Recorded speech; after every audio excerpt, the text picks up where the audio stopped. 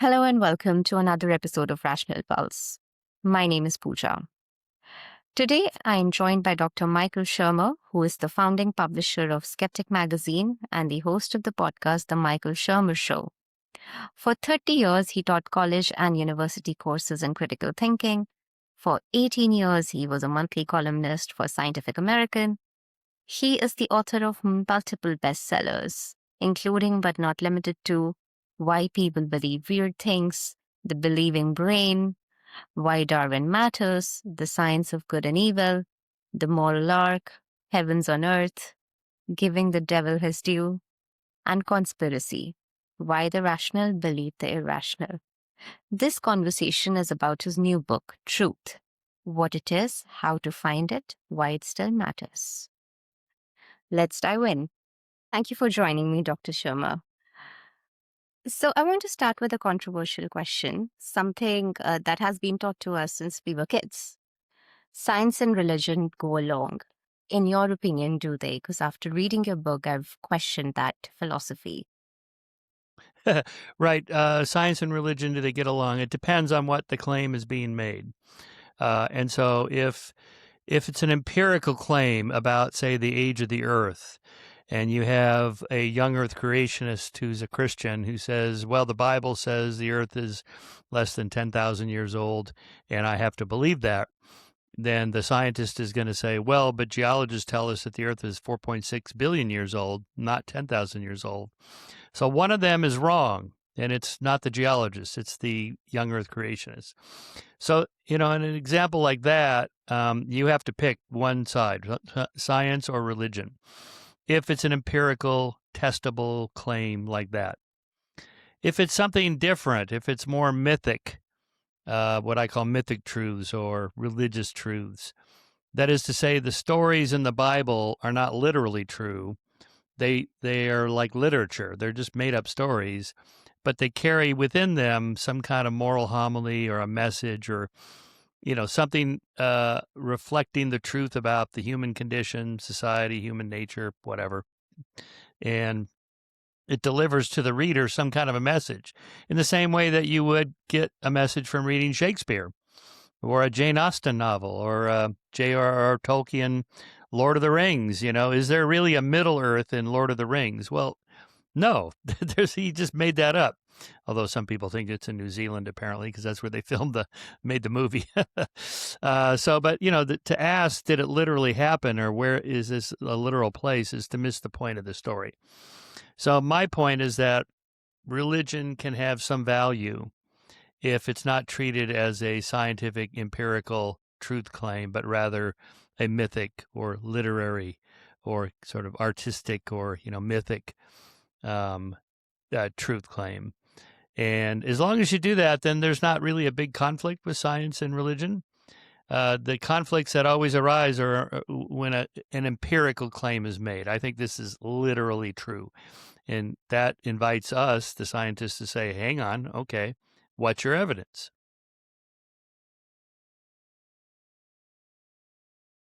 That's extremely interesting. I think we'll circle back to this question. I wanted to start with it to get your perspective. Of course, it's mentioned in the book, which I ended up reading cover to cover. Very Oh, interesting. wow.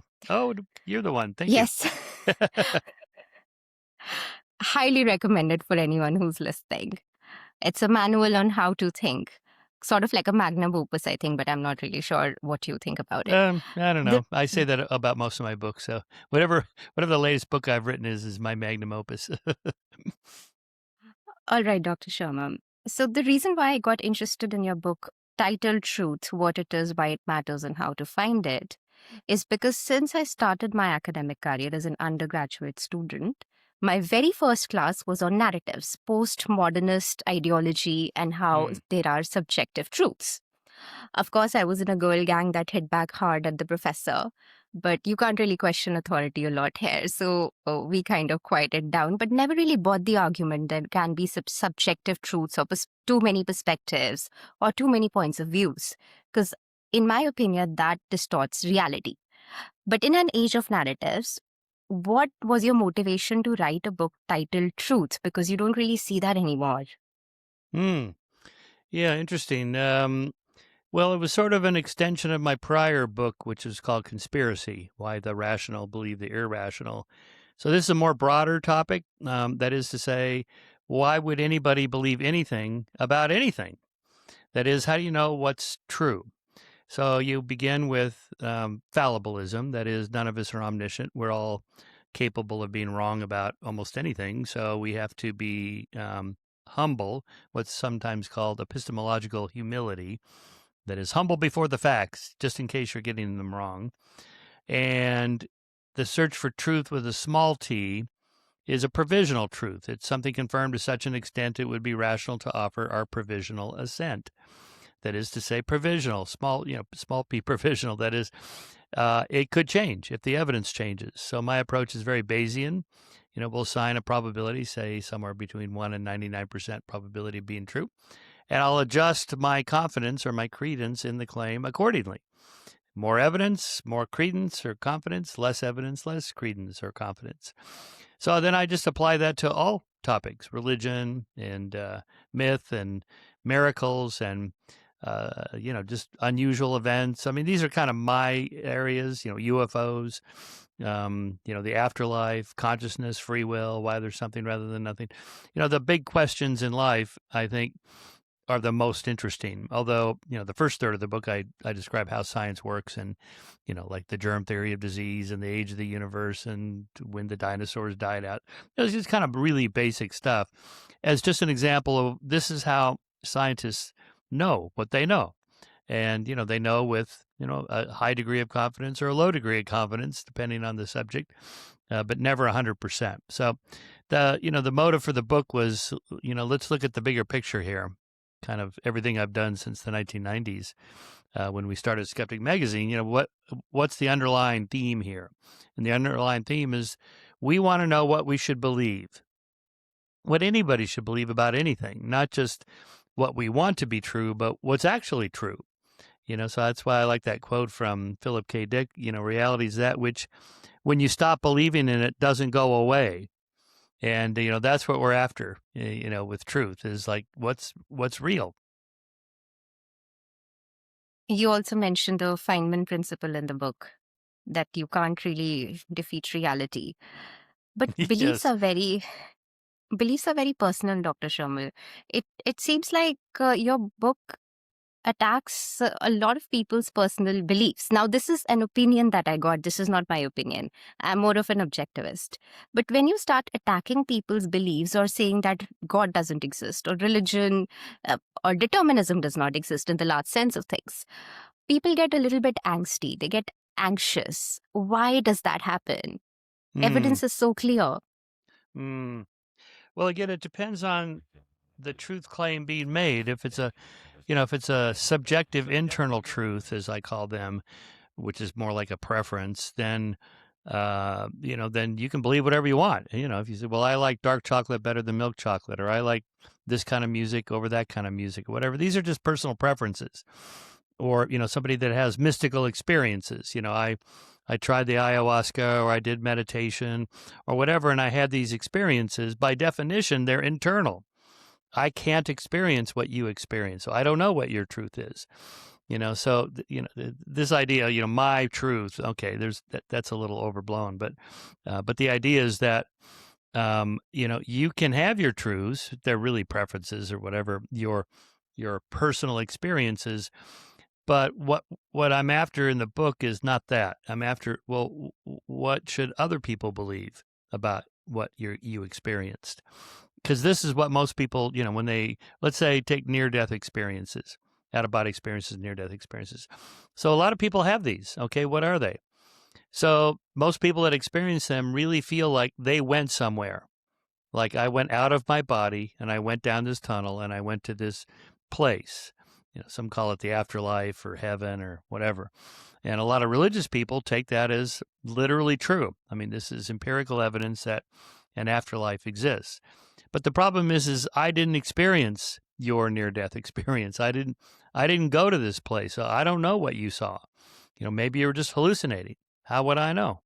or if you take the ayahuasca or you do the meditation, you have whatever experience you have, how would I know what that is? So in science, that doesn't make it not true. It just means it's your truth. It's inside your head. For science, we need something more than that. I need to be able to point to it, and then you go look and see if you see what I see. And then we can get a community effort at trying to figure out what's actually true, what the real world is really like. All right. So your book is basically aiming at understanding and explaining the boundaries of science. It does not want to transcend to a societal level. People are free to keep their personal experiences and beliefs as they like.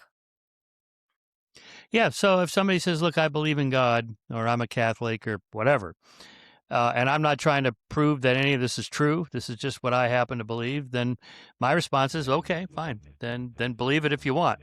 I don't believe it, and don't try to convince me that I should believe, because if you do, then I'm going to ask you for evidence, and if your evidence is, well, it works for me, then that's fine, but that's not enough for me, right? That's like the Deepak Chopra meditation example that you gave in the book also, the retreat. Yeah, so I mean that's a good example. Meditation works for me. Okay, good for you. But if you want to say like Deepak, but it really works. I mean, for everybody, this is good for most people, most of the time. If you meditate X number of minutes per day, X number of times per week, whatever, it'll have these salubrious effects on your health. Okay, then let's test that, which he did. And, so it appears that meditation does have some salubrious effects. It makes people feel better. Okay, good.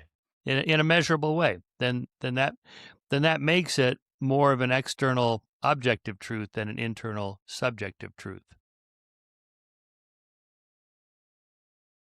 Yes, you're right. All right. So that takes me to my next question. In your book, in the very first chapter, I did not even know that Holocaust deniers existed, if I'm being very honest. I saw that for the first time in your book, that people are denying the existence of Holocaust. But people go to large extents for their beliefs. It's probably an instinct towards tribalism. People believe all sorts of rumors which are spread online and divide into groups, engage in various forms of rage baiting. Where do you think such psychological biases come from? You've mentioned a gamut of biases in the book, but where do you think they're coming from? Well, yeah, Holocaust denial is real, mostly in Western countries where there's a Jewish influence. There's a pushback against that, one element of which is to deny that the Holocaust happened. Now, obviously, something happened. They can't deny that outright. I wrote a whole book on this called Denying History. They say, well, it wasn't 6 million killed. It was more like, 500,000, a million, 2 million, much smaller number. And that while the gas chambers were maybe experimentally used or tried, whatever, most of the prisoners died of natural causes and so on, because war is difficult on people and prison camps are harsh. So, and that leads to the third element. There was no intentional plan on the part of the Nazi regime to exterminate European Jewry. So those are the three elements. So no matter what evidence you throw at them, well, what about this photograph of all these bodies stacked up next to the crematorium? Oh, well, those are just part of the people that died from disease or overwork at these overcrowded camps. That wasn't part of anything called a Holocaust, something like that. So that's how they spin doctor it. I mean, it's called Holocaust denial, but it's really more like Holocaust spin doctoring. And so what's the motivation behind it? Well, like everything else, it has to do with, in this case, loyalty to a particular tribe, maybe white nationalism, or white supremacy, or fascism, or, some kind of ideology, some anti-Semitism in there. But this is true of other claims. I mean, like the evolution deniers, these are the creationists. I call them evolution deniers, like Holocaust deniers. They doubt the veracity of Darwin's theory of evolution, not on really any scientific grounds, although they try to, and we refute that, but they do it on religious grounds, really. Our tribe says that, the earth has to be under 10,000 years old. That's not enough time. for evolution to have happened. Therefore, there must be special creation. Therefore, Darwin's theory can't be right. So there, it's a religious motivation more than a political motivation. So in each case, you just have to look at, well, why are people believing that? Now, maybe the claim that they're challenging, maybe it's not true. Maybe Darwin's theory is not true. That's possible. Although at this point, after over 150 years, 165 years now, we have really good evidence, that it's true. But it still could be wrong. We always have to keep an open mind. But that's not what you're asking. You're asking what's their motive. The motive is always some kind of tribalism, my political tribe or religious tribe or ideology. All right. Uh, can I just ask, and probably this is going off track a little bit, how do you convince someone to get out of this bias of tribalism, my side bias? Yeah, so there's research on this, by just pointing out to people, there are these biases and here's what to look for. People do learn how to look for them, but mostly in other people. It's much harder to see it in yourself. There's a blind side bias, or a bias, as it were, where it's harder to see in yourself, although you can see it in others. So what you have to do as an individual is just ask myself again, just re-up epistemological humility. That is fallibilism. I could be wrong. You should say that every day. This is what I believe, but I could be wrong. And how do I find out if I'm wrong? Well, you should read the critics or read people that are different from you. They differ politically or religiously from you, and just see what their arguments are and steel man those arguments. That is, don't straw man them where you set up a false belief that nobody holds and then refute it. You steel man it. You say it in such a way that the other person who holds that belief would say, yeah, that is what I believe. That's a proper summary of my beliefs. And then go ahead and respond. That alone will encourage you or sort of nudge you into some humility. Like, okay, so that's their argument. Let me see what the refutation of that is. When I was teaching college, I'd have my students, most of who were pretty liberal and pro-choice when it came to abortion and supportive of women's rights and so on. Okay, what are the best arguments that the pro-lifers have? And most of them didn't really know. Well, they're religious or they hate women or whatever, but those aren't their arguments. So if you cannot articulate what the other side believes, if you're a liberal, if you can't articulate what conservatives believe or vice versa, then you don't even know your own position very well. So you have to be able to know what the other beliefs are to know how good your belief is. So that's the first rule. And it really just comes down to try reading other people. Just try reading a lot of different opinions on a subject. Just like the war in Iran, or whatever they're calling it now, the U.S. invasion of Iran. Okay, so read, watch Fox News, read the hardcore mega right, but also read the centrist Republicans and the Democrats, and just read a bunch of different opinion editorials to see what the different positions are, and then decide what you should believe. That's actually a fantastic approach, something that I've adopted with Marxism myself. But you've taught people, you already probably know this better than I do. It's very difficult to scale. It's like a product that will just not scale. Telling people to read the other side is like asking something really big of them nowadays. But I try my best. So I guess Well, that's a good thing. so what is your answer to that question? How to convince people Yeah. to believe? Yeah. I suppose repeat it at scale, like artificial intelligence. If you keep on repeating something, iteratively repeat that you could be wrong, people do tend to believe you. Like in my first semester, so this is the year I started teaching. I've just started my career. And I keep on saying in my classes that I could be wrong. And I know that I'm 100% correct on something. I'll still say that, again, that's a bad statement to make. But even if I know that I'm provisionally correct on something, I'm still going to say that I could be wrong. And some students started adopting that. So I suppose iteratively at scale, but also defending the intellectual community, though, right? Because people just kind of adopt an ideology and they just do not stop believing in it, like Marxism and communism and academia. Mm-hmm. Yeah, so if you've studied Marxism, all right, how do you talk somebody out of this?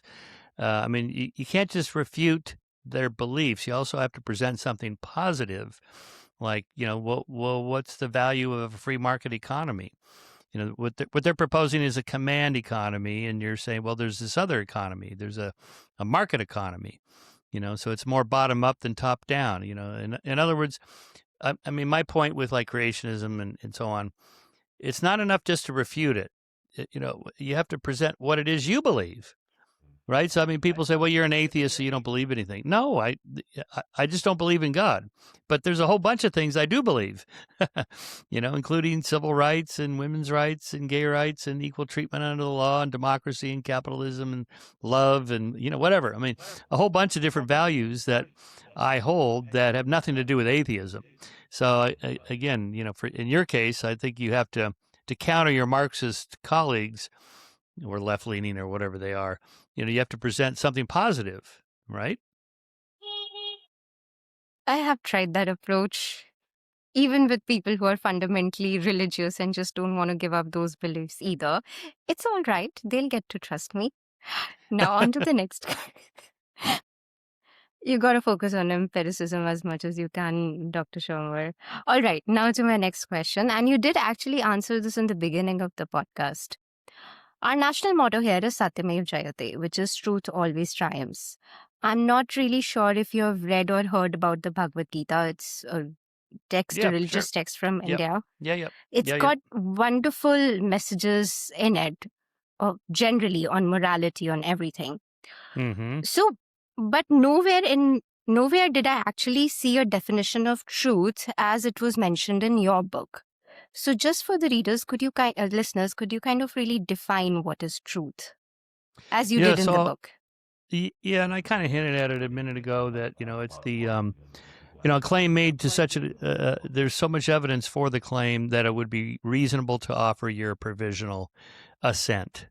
That is, truth is a claim for which the evidence is so substantial it would be reasonable or rational to offer your provisional assent. That is, I agree. That's probably true.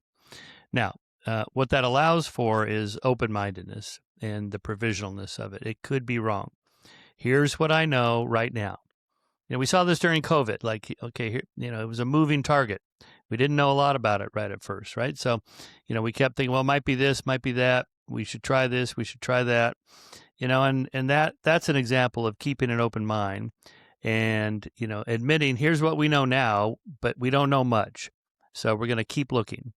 And most of science is like that. It's a never-ending process. This idea, I don't like this phrase, the settled science. I mean, what people are after there with that is like there's a consensus among scientists that X is true. But what it really is this is what we, the scientific community that studies this particular problem, this is what we think the explanation of the problem is. Now, we could be wrong, and we have a system set up that you can have your voice. You can come to our conference. You can speak. You can submit your articles into our journals and, have a peer review system there. None of this is perfect. It doesn't always work, but what's the alternative? It's just you going up to the rooftop and shouting, "This is my truth," and then somebody else shouts their truth, and then we need a mechanism to say, okay, here's what we think is the explanation, and here's why we think it, and for now we're gonna just hold to that until the evidence changes. Let's go do some more research, or have your say. Tell us why I often do this. Why am I wrong? Just tell me why I'm wrong. Or here's what I'm thinking about X. Now, am I right? Did I get this wrong? What if I'm wrong? Just explain to me why. I do this all the time. It's amazing how people are pretty open to that. They like that. They feel like, oh, okay, so this guy's actually listening, because most people don't listen. Right? They just wait for you to stop talking so they can present their position. So by asking them directly, just tell me why I'm wrong, they're more likely to then make a rational argument. Very interesting. The phrase that you mentioned in the book was justified provisional true belief. I quite like that definition of truth. You also then went on to talk about the reality community, how to valorize the norms of truth, how to defend truth, and how to eliminate biases amongst yourselves. You also mentioned that it is the job of the reality community to defend the cause of truth.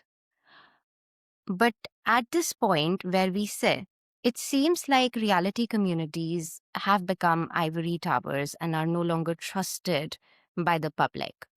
How Hmm. does one engage with this phenomena so that communities like this don't just turn into ivory towers distanced from the public?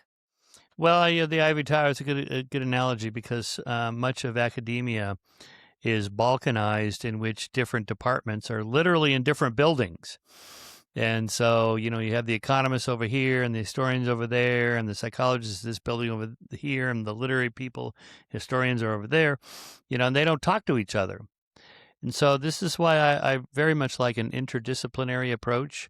I like team teaching. I like interdisciplinary sciences, where you have two or more sciences combined and they start working together to try to solve some problems. I think a lot of complexity theory is along these lines, where you have to know lots of different things. You have to talk to people in other departments, particularly about subjects you don't know much about, to make sure you haven't gone off the rails. If you think this is a problem with pseudoscience that we deal with all the time.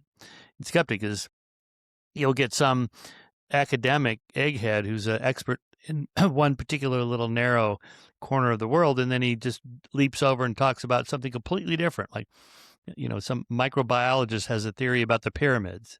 What does he know about the pyramids? Nothing. Well, I read 2 books, or I read the Wikipedia page, or whatever. It's like, that's not enough, right? You gotta work with the Egyptologists, the people that study this for a living. Now, maybe you're right. Maybe they don't have a good explanation for the building of the pyramids, but you got to know something about what they already know, and then refute it. All right, back to Feynman's example about this. You need to know something about the subject, and then from within alter it. Now, that's hard to do. You have to be able to think out of the box. And if you're so inside the box, it's hard to see outside the box. But you have to know what other people have already done, what mistakes they've made, or else you're just going to repeat the mistakes. And that's not productive either. So that's the whole purpose of the credentialing system, academic pursuit of graduate degrees, medical doctor degree or a jurisprudence lawyer degree, a PhD in whatever your subject is. The reason we have that is not to exclude people so much as to train younger people into what has already been done in this particular area. And then you, as a graduate student, have to go out on your own and do something different. Within our little area here, here's the research protocols and here's what people have done. Now you come up with something new, related to that, and keep pushing forward. Off you go.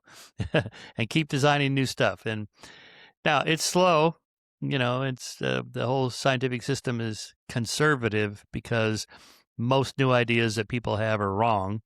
And so it's good to be skeptical, let's say.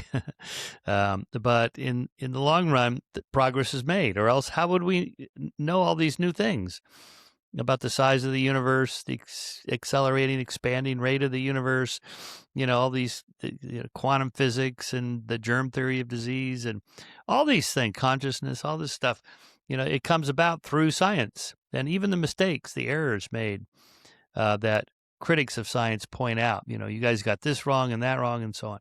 But most of those errors, virtually all of them, are discovered by scientists or grad students or whistleblowers in the lab or whatever. It's the self-correcting nature of the system at work. That's what's supposed to happen.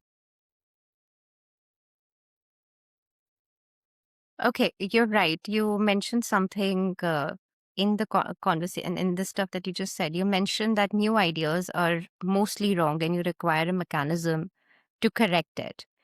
That mechanism to correct it, unfortunately, does not exist today. If you come up with a new idea and you're wrong, you basically treat it like an outcast, even if Mm. your idea was coherent. What do you think? Yeah, I know. I get these letters from people all the time. I have an alternative theory of physics, and Newton was wrong and Einstein was wrong and Stephen Hawking was wrong, and I've worked it all out in my garage. Okay, maybe this guy's right. Maybe he did. Maybe Newton was wrong and Einstein was wrong, and this guy's right. Probably not. And the fact that I have hundreds of these is an indication, and none of them are in agreement with each other, is an indication that that the system is working pretty well to keep them out. That is to say, when I ask them, well, are you a physicist? No. Well, okay, you might be right, but did you actually try this out on a physicist? Like, just go to the local high school physics teacher or the university physics teacher and ask them, here I have this idea. Is there anything to this? Just be humble about it. But they don't do that. They say, well, no one's going to accept it. Peer review system's broken. So I have to, just go on a podcast or just write it up and publish it myself. But self-published books and papers, I get these all the time. They're bad. They're not very well done. They're not edited. They're not fact-checked. You can tell right away that they're self-published. It's not good. There's a reason for having fact-checkers and editors and so on, because again, back to fallibilism, most of us get it wrong a lot, most of the time. So the chances that you have worked something out on your own, and no, Einstein, he was a patent clerk, when he made these major discoveries, but it was only because he couldn't get a job. He had already earned a PhD in physics through the major institutions, and he had already published in major scientific journals. So it's not like he was an outsider, really. And so it's not that outsiders can't make contributions. They can, and they do.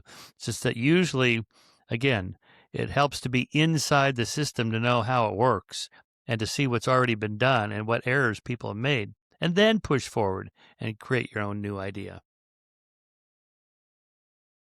Beautiful answer. Ideas is a very difficult business. I can only imagine how much time it took for you to create the Skeptic magazine. All right. Well, it's gotten worse with social media, because there's such a drive to make an original contribution like every day or every hour, constantly posting. And so there's a lot of junk. I mean, just really bad stuff. When I got recruited to be on Substack from, my Scientific American column was up after 214 consecutive months, 18 years. And I was kind of nosing around for something new to do. And the Substack people came to me, and I was like, all right, I'll keep my column going there. But before I know it, there's not like a dozen Substackers. There's thousands, and then tens of thousands. Like, oh, okay. And there's just so much junk. I mean, I flip through and read what people write occasionally. Like, I'm going to write an essay about good and evil. Oh, really? There's like dozens and dozens of books by leading scholars on this topic. Actually, really hundreds. Did you read any of them? And you look and you see, no, they don't have any idea what they're talking about. They're just making stuff up because they feel like I need to make a contribution every day. And this has led, unfortunately, to just a lot of crap. There's just so much bad content online. It really takes a lot of work to find the good stuff. And that's just kind of the byproduct of our age, I guess. I suppose in that case, I have to ask you, and I'd be amiss if I didn't. In this age of technology, with the explosion of artificial intelligence, neurotech, biotech, where do you think the next frontier of ideas is in that case? Yeah, I mean, that's a great question. If I knew the answer, I would do it, but I don't. AI is such a rapidly moving target. I think it's a useful tool. I use it all the time, every day. I type in stuff into Gemini or Grok or Claude and just see what comes up. And it's useful in terms of like, well, here's a couple articles, mainstream articles. Here's a couple fringe articles. It kind of gives me a lay of the land and a quick overview, and then really a reference of where to go from there. It's a little bit how Wikipedia worked as well in its heyday. It's still useful. You just go to the Wikipedia entry, you look at the footnotes, and from the footnotes, you start actually doing some real research. You go to those journal articles or books or newspaper articles or whatever, and you see what was written. So it's a useful tool in that sense. I don't think it can replace the human element of writing and researching yet. Although, what do I know? Maybe it's going to replace half of lawyers or legal scholars that have to do all this research about precedents that on a legal technical case, whatever, and you send your clerks down the law library and they spend days digging through the law. Maybe AI could do that in 2 minutes, maybe, but that would just be helpful, right? I mean, it doesn't replace the person. So, yeah, but what's going to replace, blogs and then podcasts and stuff? I don't know. I really don't know. Independent journalism is good, but independent journalists, unlike the New York Times and the Wall Street Journal, Washington Post, and so on, they don't have fact checkers. They don't have editors. I know, because I know a lot of these guys. I know they're just working alone in their house, in their bedroom with a computer. Yeah, and it's too easy for mistakes to be made, and they make mistakes a lot. I see it a lot. I don't know. What is your answer? You're younger than me. What do I know? I'm an old baby boomer. What do you think is the future? I think the future is determined by augmenting ideas using AI rather than replacing humans with AI, at least in the ideas business. But yeah, when it comes down to going down to law libraries, I guess it's better outsourced. We do spend a lot of wasteful time on admin tasks. That should definitely be gotten rid of. That is a very Gen Z perspective. I'm sorry, I'm not trying to be rude. But yes, a lot of tasks do need to be automated, and they should, because that would free us for new ideas. You mentioned in that book, right? In your book, Per Espera ad Astra, I'd never heard of that before. And now it's my phone wallpaper. It's a beautiful code. But if we have to go there, we have to get rid of a lot of junk in our lives. That sometimes includes creating social media posts, if I'm being completely honest. So yes, it's good that AI is around, in my opinion. Biotechnology, I'm not so sure, because that's like playing God. Do you have an opinion on that at this time? Biotechnology, well, again, I think the tools for like testing drugs will be good as AI comes more and more online, and quantum computing and so on. That is to say, drug trials are lengthy and expensive to run, and they're often wrong. So if we could shortcut the system, and instead of taking like 5 years to get a new drug online, you could do it in 5 months or 5 weeks, thanks to AI. Well, that would be an improvement. I think that would be good. Now, maybe it gets it wrong, but you just need more checks and balances in there to correct the errors. Again, it's like self-driving cars. These were always, years away, and always will be. We're never going to get there. And all of a sudden it's there. I have a Tesla Model S that has full self-driving mode. I use it every day. It's pretty much flawless. I haven't seen a single mistake in maybe 6 months now I've been using it. And I never thought this would happen. I really thought, this is just too hard a problem. And, well, okay. I mean, it's better than me. I'm a good driver. I'm an excellent driver. I like driving, and but it never looks down. It never takes a bite of a sandwich. It never glances to the left and look at the ocean instead of on the road. These are the kinds of things that everybody does. When they're driving, they're checking their texts, or they're checking social media, or they're eating a sandwich, or whatever, taking a drink of their coffee, or looking out the window, or distracted by something out the side window. The full self-driving mode never does that, not once, ever. So just by definition, it's going to be better than me. Okay, I was really quite surprised that happened so quickly, just in the last year, really. And so what's coming for all this other stuff, I really don't know. I mean, it could be spectacular. I'm not one of these AI existentialists, like we're doomed. It's going to kill us all. I don't think any of that's going to happen. I've yet to see a cogent argument for how this is going to lead to the extinction of humanity, the entire species gone. I mean, I just don't see it. People say that, and they sell a lot of books and get a lot of attention, but doomsdayism always gets a lot of attention. And us skeptics say, I don't believe it. It's harder to get attention. Anyway. I don't believe in that either, but I was more worried about CRISPR-Cas9 than anything else. Oh, CRISPR. Well, yeah, okay. CRISPR, I don't know. I mean, it's pretty useful so far. Again, let's just take it one step at a time. Let's just cure individual diseases. Like, just fix that problem right there. Just solve this Oh. one particular kind of cancer. Not, forget we're going to cure all cancer. There's just there's tons of different kinds of cancers. Just solve one, right? Or dementia. How about just Alzheimer's? Just take that one and fix that one. Us baby boomers, we're going to hit the wall here and start getting Alzheimer's. So it'd be good if we could fix that. All right. So come on, work on that. And if it takes AI and CRISPR or whatever, I'm all for it. Designer babies and with blue eyes, forget all that stuff. I mean, people aren't going to do that anyway. But even if they did, you could just regulate it.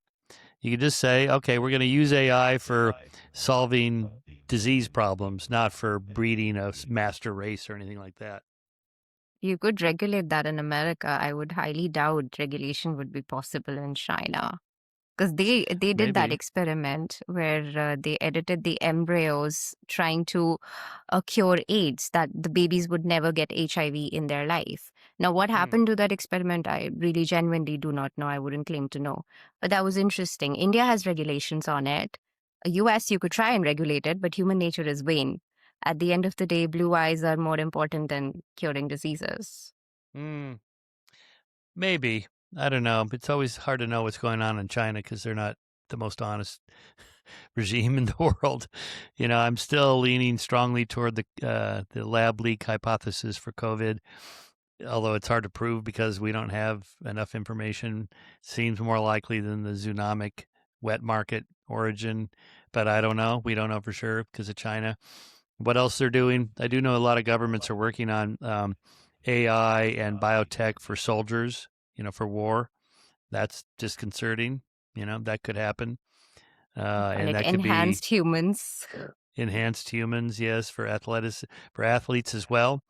But Yeah. that's, so the sports regulatory agencies can control that in the same way that they do for doping. You could genetic doping, as it were. You could just have controls on that. That's just, yeah. So one problem at a time. How does all of this change your opinion of deriving morality? Is ought from an is, as you mentioned in the book, right? Yeah. So one of the other challenges I've had throughout my adult life is because I was once religious and now I'm not religious anymore. Okay, so religious people say, well, there is a God, there's an afterlife, and this is what grants a sense of objective morality, right and wrong, good and evil, and it's all neatly set in place. Okay, well, I don't believe any of that, and yet I still think we should be good people, and that we ought to do certain things out of obligation, and without there being an external transcendent source that tells us this is what we ought to do. Now, all this has been worked out by professional philosophers for millennia. I mean, it was Plato that first put out Euthyphro's dilemma. That is what we think is right or wrong because God said so, or in which case, what if God said something that we thought was wrong? Or if the universe says this is really right or wrong, then what do we need God for? Just look at the arguments and the evidence for it.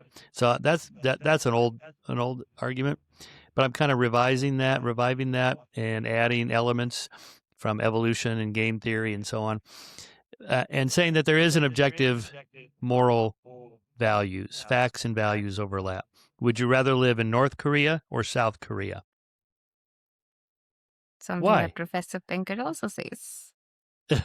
Yes, that's right. Yes. Well, Steve and I think a lot alike on these things. We're not the only ones. I mean, there's other what are called moral realists. That there really is morality in the world. Now, not in the universe. There's no morality in a star out there somewhere in the Milky Way galaxy. What I'm talking about is within our species, a social primate species that has to get along with one another because we're social. And there's certain things you could do that lead to more cooperation or less cooperation. There's another problem in evolutionary psychology called altruism. Why would there be altruism? What do you mean by altruism?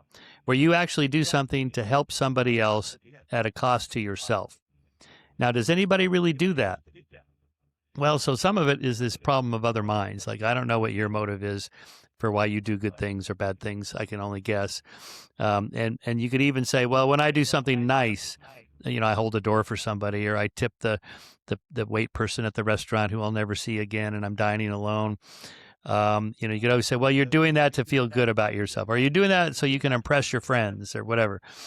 But what if I'm doing it by myself? Well, you're doing it so you feel better about yourself. It's still an egoistic motive. Okay, so ultimately, we don't know for sure. But what I'm arguing is that we can assume that other people feel the same way I feel because your brain is wired up the same way mine is. And so if I feel good about doing good and I see you doing good, it's a reasonable bet you also feel good about doing good. And the other element I add is that it's not enough to pretend that you're being good, but in fact you're kind of a psychopathic Machiavellian manipulator, and you're just tricking people into thinking you're nice, but you're really a nasty person. There are people like that, but most people are not like that. And the people that are like that, they're usually found out. Like, oh, that guy's not trustworthy, or he's a psychopath, or he's a Machiavellian narcissist, whatever. And we all know who these people are because they get found out. So it's not enough to pretend. You actually have to believe it. So that's the element I add to it, that that true morality embedded in our species, in our mind, is part of our nature, comes from evolution and the fact that that I am a better moralist if I actually feel better about being moral, and I feel guilty about being bad and immoral, for example. Anyway, so that's kind of the basic argument. So, in your opinion, we do not need a God and religion to be moral. We are better off with a No, in scientific fact, explanation. if anything, if somebody says, "Well, I need God and religion to be moral," it's like, well, thanks for the warning, because what if you lose your belief in God? Is that going to make you immoral? Are you going to become, a murderer or a thief? What's holding you back? And to me, that's a low level of morality. That is, I'm only good because I'm hoping to get into heaven, or I'm only good because I think God's watching, or I'm only good because my preacher told me to do this, otherwise I wouldn't. Okay, it's better than being bad, but it's not a very high moral value. How about doing it for its own sake? I want to be a nice person because it makes other people's lives better. And so it's good for me, it's good for society, it's good for the other person. Why isn't that better? I have a counter argument to this. It's not Okay. even a counter argument, it's more of an expansion. There's a very famous verse from the Bhagavad Gita that I have always adopted, which is Sukh dukhe samay kritva labha labho jaya jayo. Basically translates to, in whatever situation you're in, you maintain a stabilized mood. Your example immediately goes to the violent part of human nature rather than the enhancement of human nature. Some people employ religion and spirituality for the enhancement of their nature. We don't necessarily have to jump to the bad parts. We could also think about a religious morality. Can you give me some examples?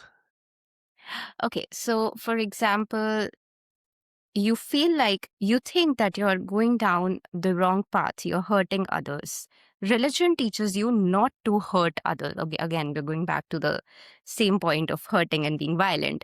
But what I'm trying to say, it also provides guidance and a path to human beings in general. You don't necessarily have to think about the bad things, but you need guidance in life. You need a logical, coherent framework to live by, which is hard to come by if you do not have access to the kind of scientific resources and knowledge that are available elsewhere. So religion and spiritual gurus provide that to some people. Well, that's true. But what they've provided to their followers over the centuries has changed. So, for example, when slavery was very common, everybody did it. Everybody practiced it. Almost everybody believed in it. The slave abolitionists, the people that actively fought against slavery and the slave trade, they were few in number. And yes, they were Christians, they were Quakers and Episcopalians and so forth. But their primary opponents were their fellow Christians that said, "Oh no, this is all really good. These poor slaves, they're uneducated, they're not as intelligent, maybe they're not even in the same species, they don't have a soul. We're going to save them. We're going to save them for Jesus. We're going to give them shelter and housing and 3 square meals a day. It's way better than the life they had in Africa." They had all these justifications in centuries past that nobody would argue for today. And when I say they, I mean preachers, I mean Christians, I mean theologians, everybody. Pretty much everybody believed, that blacks were inferior to whites. Almost everybody. This was not an unusual. I mean, Darwin was pretty rare. Even you could say he was kind of racist, but for his own time, he was pretty liberal and not. Lincoln also, but even people like Jefferson and even Lincoln, said, well, I'm not saying that blacks aren't inferior. Everybody knows they are. Okay. I mean, nobody would make these arguments today. So there's a changing moral zeitgeist. The moral arc keeps expanding. The arc of the moral universe keeps bending toward justice, as Dr. Martin Luther King said. So, all that is indicative that whatever religion was saying centuries ago, they're not saying anymore. And also, same thing with the treatment of women and gays. It's like Christians cite this passage from Galatians 3:28. Where the Apostle Paul said there is neither Greek nor Jew, there's neither man nor male nor female, there's neither this nor that. We're all one in Christ. But so a lot of Christians think, oh, he's channeling Thomas Jefferson's Declaration of Independence, all men are created equal. That wasn't what he was saying at all. He was saying you can become a Christian and still stay where you are. You can still be a Greek, you can be a woman, you can be anything you want, and and you could be a man and not have to give up your foreskin like the Jews do. And so that's what he was saying. It wasn't that we're all equal, but even if that's what he was saying, how come it took 19 centuries to get around to abolishing slavery? How come it took 20 centuries to give women the right to vote? And how come it took 21 centuries to give gays the right to get married? If religion's part of this, how come they're so slow and behind all the curves of the moral progress? Okay, point taken. I suppose that would be a very, very long debate because you're coming from like the Western perspective, but we do have a history of positive changes via religion here. So, but that's a really long debate. Well, go ahead and make the case. Let me hear it. I want to hear it. Go ahead. Well, we're going to run out of time, and I really want to talk about your theory of God. All right. Okay. Okay, so tell me about your theory of God, because I actually really love that God's Gambit and Shermer's last law, though I really want to know why you called it your last law. Oh, well, that was kind of a tongue-in-cheek joke. It was from one of my Scientific American columns. The last shall be first, the first shall be last, and you shouldn't name laws after yourself. So it was kind of a joke. In other words, this will be the last law I name after myself. You're not supposed to do that. And I don't do that. So it was kind of a joke. But what the idea was that this was when I was thinking about extraterrestrial intelligence and what they would be like. If we encountered aliens, what would they be like? So first of all, the UFO people who think they're already here, the aliens are always like these bipedal primates with some gnarly stuff on their forehead, and they speak English with an Indian accent, or something just so improbable, so ridiculous, and they're always just like 5 years ahead of us. Oh, the alien spaceship crashed at Roswell in 1947, and that's where we back engineered and got computers from them, as if there's no history of the computer going back centuries and decades, and like we don't know what that is. Everybody knows what that is, so I mean but then that got me thinking, well, what would the aliens be like? And well, first of all, they're not likely to be bipedal primates. That's a one particular narrow lineage of mammals on Earth. That's it. And most life forms on Earth are nothing like bipedal primates, and they do quite well. And there's even a lot of highly intelligent species that are not bipedal primates, dolphins and the cetaceans, dolphins and whales, and the great apes, although those are, sort of the same lineage as us. But octopus, completely different and very intelligent. So the aliens, whatever they're going to be like, they're going to be completely different from us, very likely. And then where would they be culturally? Well, evolution's pretty slow.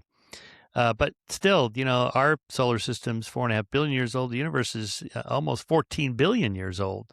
So you could have easily had aliens, let's say, after about 5 or 6 billion years after the Big Bang. And they could have been around for 1 billion years and gone extinct, and we wouldn't even know about them. Short of we accidentally encounter one of their dead spaceships floating around or something like that. But they're not likely to be close to us culturally. They're going to be either way behind us because they started much later than we did, in which case we won't see them or encounter them unless we go to some foreign planet, or they'll be more advanced than us. How much more advanced? Okay, by, again, these chance encounters of aliens somewhere in the universe, even in our own galaxy, they're going to be like tens of thousands, hundreds of thousands, or millions of years more advanced than us.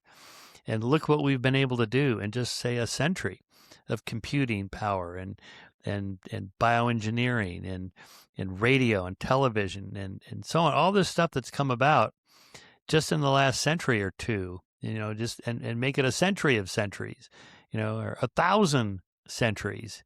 That's what the aliens are going to be like.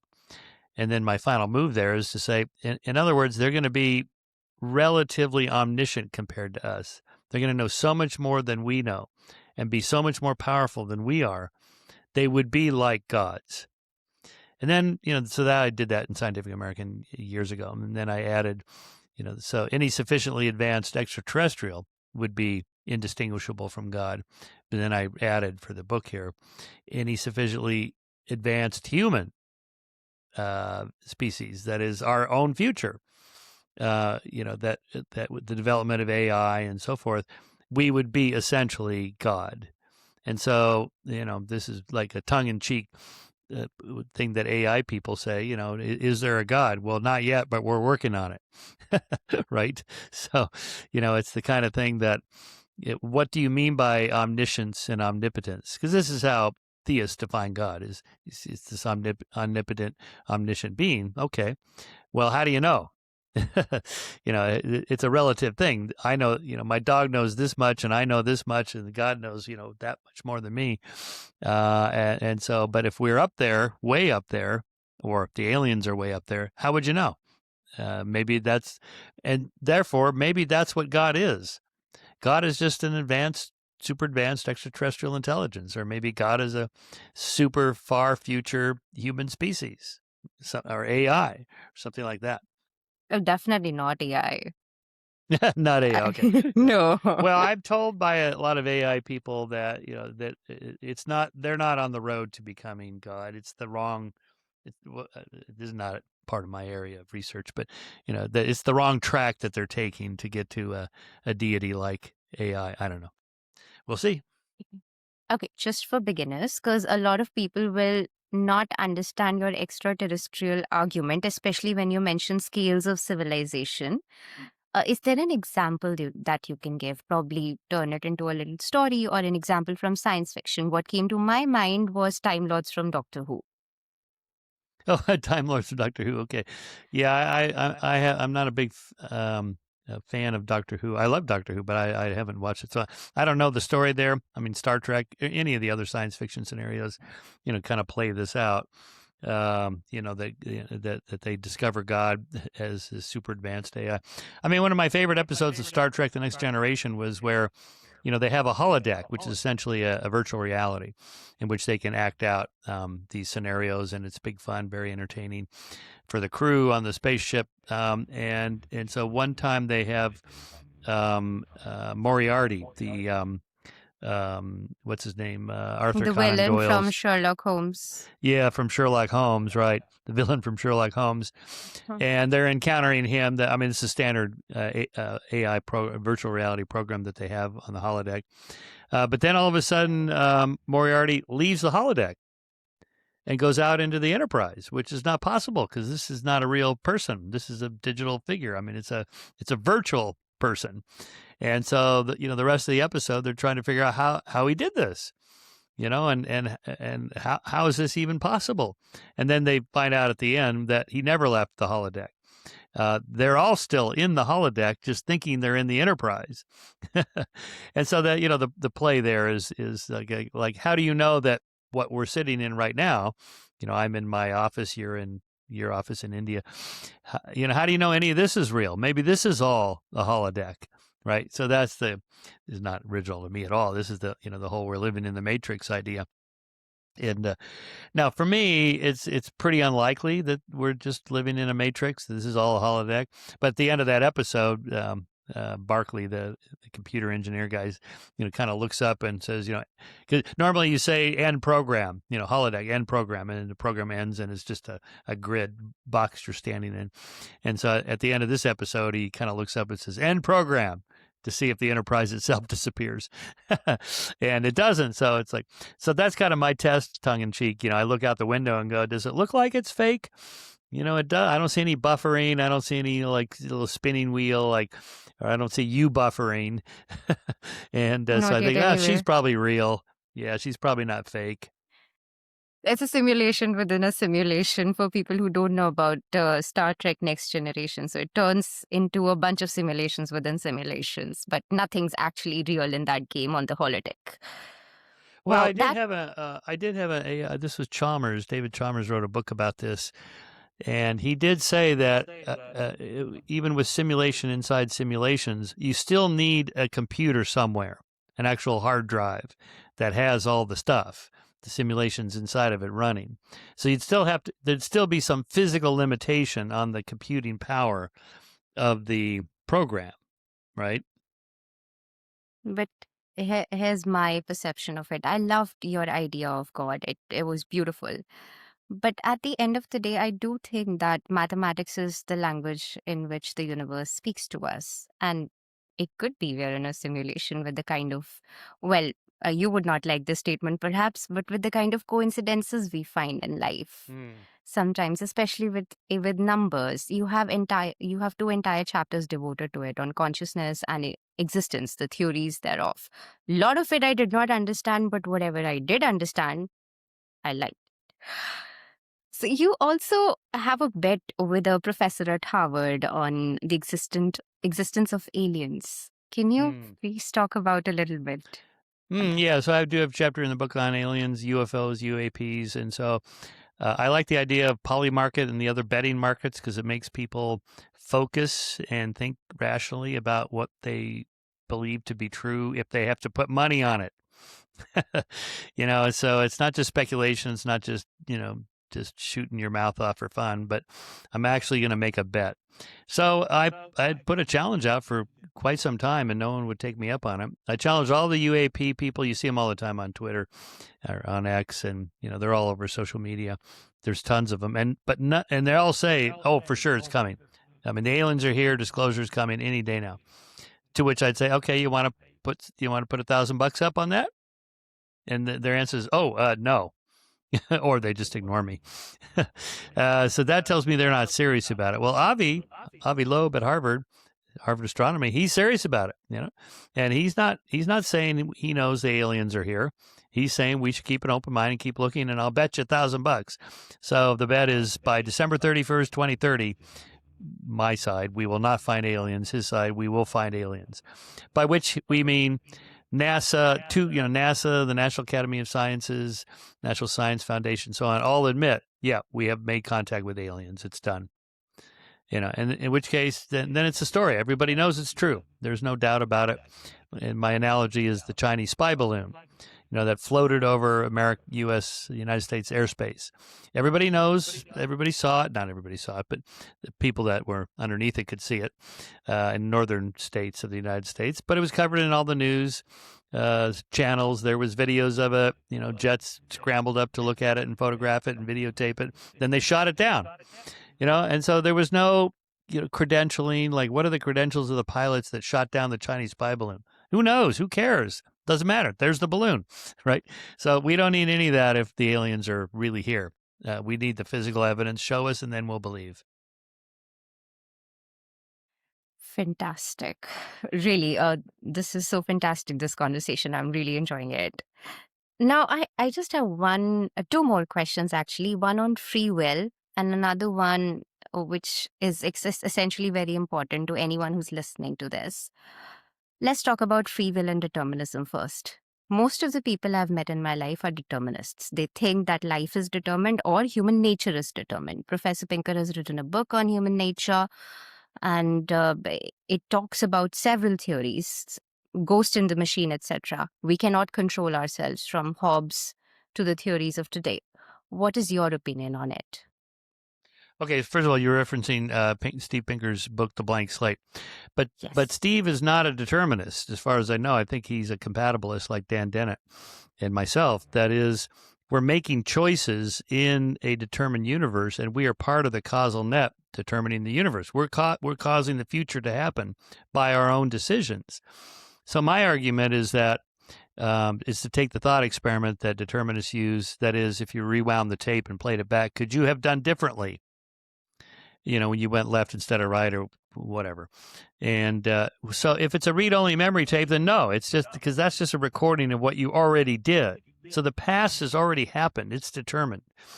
But the future is not predetermined. It hasn't happened yet, and it's not clear what's going to happen. Nobody knows, and you're part of that. You're part of the future. So whether you go left or right at the bifurcation point, Borges' garden of forking paths, you go left and right and left, right, left, whatever, and you end up down some different path. You're making those decisions. You're not like a pinball inside a pinball game, just randomly bouncing around and you have no control. That's not true. All right. So I go with Dan Dennett's degrees of freedom. My dog has fewer degrees of freedom than I do. I have more than the chimp, but the chimp has more than my dog, and so on. I mean, those are degrees of choice that we're making, volition, whatever word you want to use. Now, in the book, I put it in the known unknowable category because it ultimately does depend on what you mean by these words: volition, choice, freedom, determinism. And we're kind of trapped in language that forces it to become a conceptual problem, which is how I also deal with the consciousness issue, also in the known unknowables, because, the easy problem of consciousness is how the wiring works in the brain to produce your sensations and thoughts. The hard problem of consciousness is what's it like to be the wires? And my answer is, how would I know? I know what my thoughts are, but how would I know what your thoughts are? Or what it's like to be the wire. It's a conceptually problematic problem, the way it's described. So I think we're never going to get an answer because it's not just a hard problem, the hard problem of consciousness. It's an impossible problem to solve, the way it's phrased. So I think we need a new phrasing of that. Because people like certainty, people like some kind of an assurance in the face of uncertain outcomes of life. So they Well, would that's rather. true. Yeah, I know. Most people, this is why it drives conspiracy theories, right? It's like there's somebody's in charge, they're behind the door, and they're calling all the shots. That's disconcerting, but at least you have a sense of how the world works. What really frightens people is no one's in charge. There's a lot of randomness in the world, and that bothers people. And that's why people would like the world to be more deterministic. Astrology, I crystals, think so. vibes. Yeah, I guess. I don't know. I don't know why determinists seem to like determinism. I mean, I like feeling like I'm free, like I have some say in how my life turns out. I like personal responsibility. That's on me. I did that. I chose this. So I like that. But a lot of people don't. I know they don't. The And that really affects responsibility how of you freedom act. is high. Yeah. What are You you? Are gotta you a take responsibility. determinist? Or are you a volitionist? Are you a compatibilist or what? I'm more extreme on this. I believe in complete free will, complete and total free will. Oh, you do? Yeah. You mean Is that libertarian free will? strange? No, Well, yes, that's interesting. libertarian Yeah. free. Yeah, Yeah. yes, that's what I believe in. I haven't had a lot of guidance in my life, if I'm being completely honest. And I've made my own decisions. I'm not comfortable with most of them, but I'm okay with how I turned out in general. So Well, I like okay. this. I like being free and I like feeling free. Someone tries to subdue me, I react. I react very violently. Good. See, yeah, it's liberating. It is. You have to take responsibility. And sometimes you're going to end up crying alone in a room. That's okay. And I'm female. And you're Decidedly female. Yes, you are. Yes, there's no mistake about that. Yeah. Yes, so sometimes you're going to end up crying alone. You're going to regret it, but it is what it is. Those are the cards you've been dealt. Deal with it. Mm-hmm. I don't Mm-hmm. aim We all can't be rich. We all can't be special. At the end of the day, it's life. Just go. It goes on. Mm-hmm. Okay, now to my final question to you. Okay. Why should one search for the truth anyway? I know how important it is, but it is also important from the author to have a detailed answer. Why should one focus on the truth today when we can just live comfortably with narratives? Well, you can, but the way having a direct understanding of how the world really works and having some relationship to truth still matters. And those who say it doesn't have to make an argument that it doesn't, in which case they're arguing that there is a truth to be found, in which case, they've lost the argument. So, again, I just think you can have your personal truths. That's all fine and good, but don't force others to believe your personal truth unless you have good arguments for it, in which case you can then make it. You still can't force people to believe your truths for sure. But it does No. help to know that there is an objective reality that you can Yes. actually attain rather than something that Absolutely. is always going to be out of your reach. Absolutely. All right, Dr. Pooja, thank you. Thank you. Well, good luck with your career.